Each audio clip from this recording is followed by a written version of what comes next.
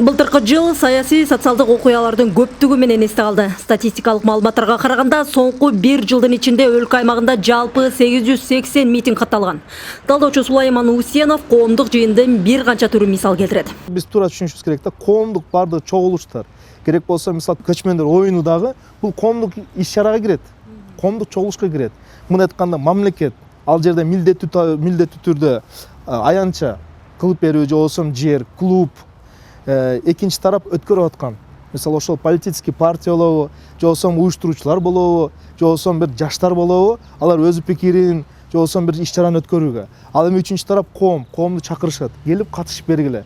Биздин лозунгдарды колдоп бергиле, же болбосо биздин көйгөйгө кошулуп, биз менен чогуу чыккыла деп. Мытканда коомдук азыркы болгон жалпы ошондой уюштуруучу иш-чаралар бардыгы митинг деп айтылат. Кыргызстанда өткөн коомдук жыйындардын айрым мамлекеттерде үлгү катары колдонулушун ал тургай дүйнө эксперттери кыргызация термини менен да атай баштады. Манастын урпактары дүйнө коомчулугун эркин эл катары канчалык таң калтырбасын, митинг өткөрүүнүн эң жөнөкөй эрежелеринен артта экенин талдоочу өкүнүү менен белгилейт. Эгер ушундай мүмкүнчүлүк берилсе, фундаменталдуу укугуңду иштетип ал, фундаменталдуу укугуңа мамлекет толук камсыз кылып берет деп турган болсо, биздин жарандар кандай иш-чара өткөрөт?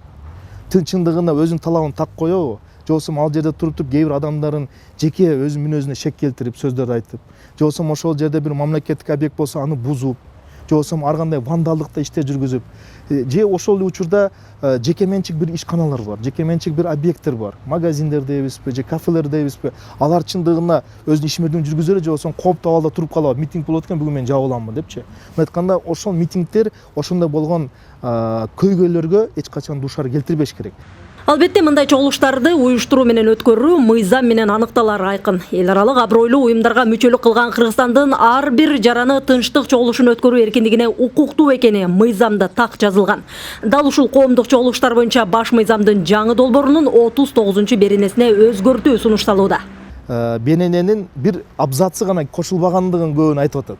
Бул окуп кете турган болсом, тынч чогулуш өткөрүү жөнүндө билдирүүнүн жоктугуна, билдирүүнүн түрү, мазмуну менен берүү убактысын сакталбаганына байланыштуу тынч чогулуш өткөрүү тыюу салууга жана чектөөгө, ошондой эле аны тийиштүү түрдө камсыздоодон баш тартууга жол берилбейт деп абзацты гана айтылган сөздөрдү кошулбай калды жаңы долбоордун ичине деп атат да.